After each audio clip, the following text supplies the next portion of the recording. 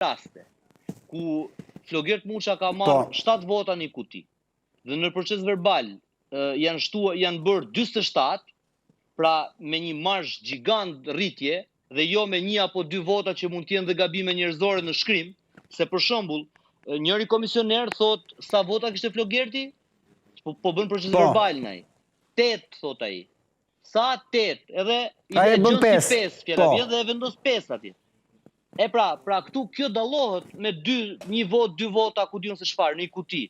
Por në qoftë se kjo ka raste që shkon 10% e kutisë votimit, kjo absolutisht meriton një hetim dhe absolutisht meriton një dënim të gjithë atyre që kanë futur duar, sepse 10% e kutisë e 10% e rezultatit është praktikisht të ndryshosh rezultatin në tavolinë.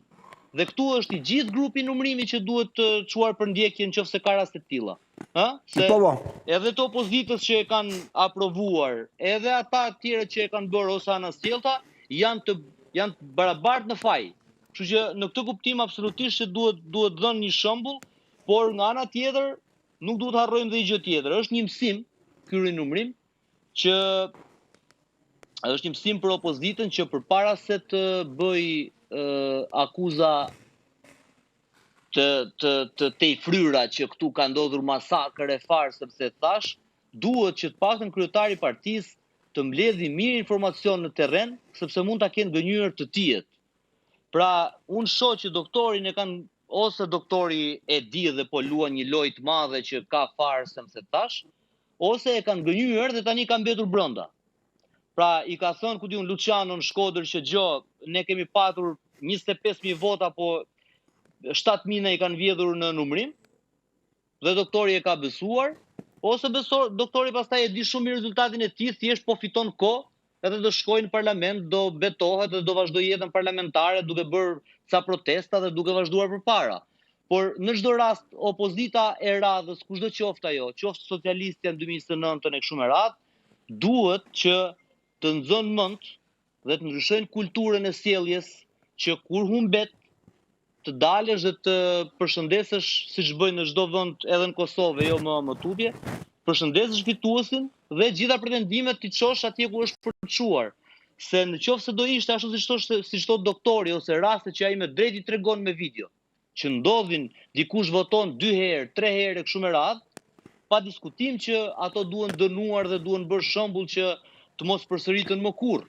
Se edhe në zgjedhjet e fundit në Greqi, për shembull, mbaj mend, edhe bashkë e kemi diskutuar kur ishte historia e Belerit, më duket që u arrestuan 6 veta që po blinin vota në Greqi, po flasin për një nga vendet e para që ka hyrë në Bashkimin Evropian.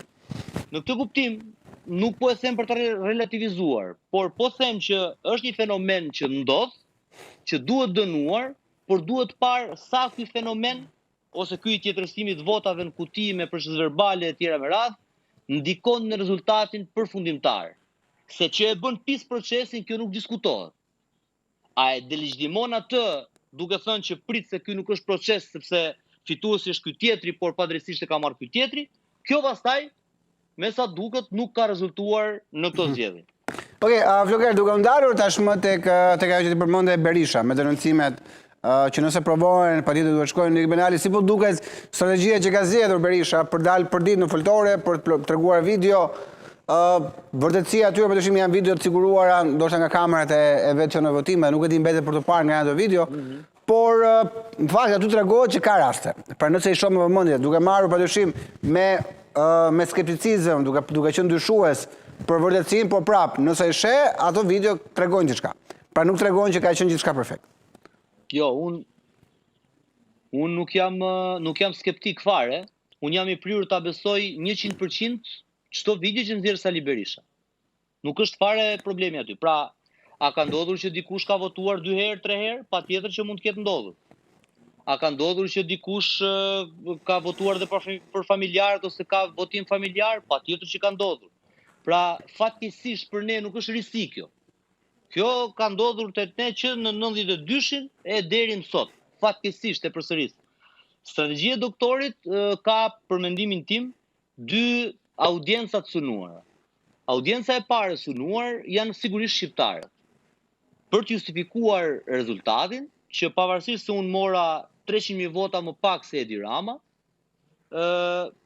unë jam i vjedhur i këtyre zgjedhjeve dhe unë nuk kam pse të dorëhiqem sepse unë jam i vjedhur. Ajo që është audienca e dytë janë ndërkombëtarët. Duke i nxjerrë vazhdimisht edhe në anglisht nëse i ke parë, se janë video që ju shkojnë edhe komisionerëve, se thash,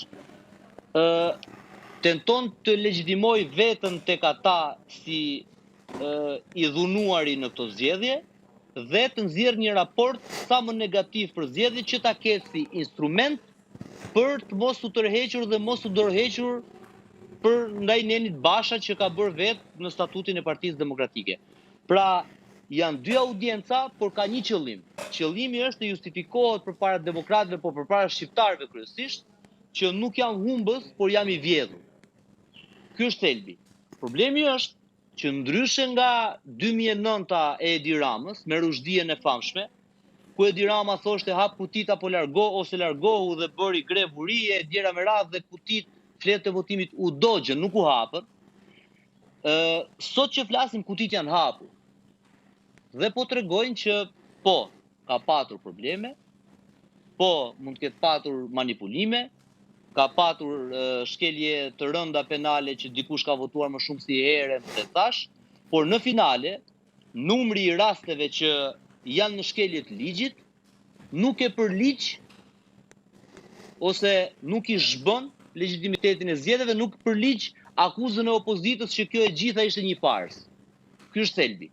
Pra, ato që thot doktori janë të vërteta, por janë shumë pak për të thënë që këto janë ato që kanë bërë diferencën prej 300.000 votash dhe prej 30 mandatësh që Edi Rama ka nga Sali Berisha. Se po t'ishim në kushtet e një rezultati 72, 68, 71, 69 e tjera me radhë, këtu pastaj do kishte një debat tjetër dhe unë do isha duke thënë tjetër gjë.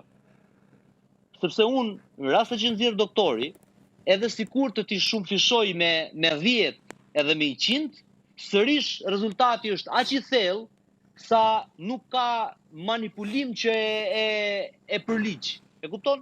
Pra duhet kishte, ku di unë, duhet kishim video dhe fakte që treni bullgar ishte bërë në gjithë Shqipërinë, që fleta e votimit dilte jashtë dhe vinte tjetri me fletën e plotësuar, që dukeshe që kur hynte që e kishte fletën këtu, që merr fletën tjetër e palos dhe e fut në xhep, dhe pastaj merr atë tjetrën e fut atje dhe pastaj del për jashtë ja jepa. Pra, të gjitha këto pretendime, në qoftë se do ishin reale, atëherë mund të përligjeshe që t'ishte bërë masive në Shqipëri, mund të përligjeshe që Sali Berishës ju vodhën ose Edi Rama vodhi 300.000 vota, 100.000 vota, 200.000 vota.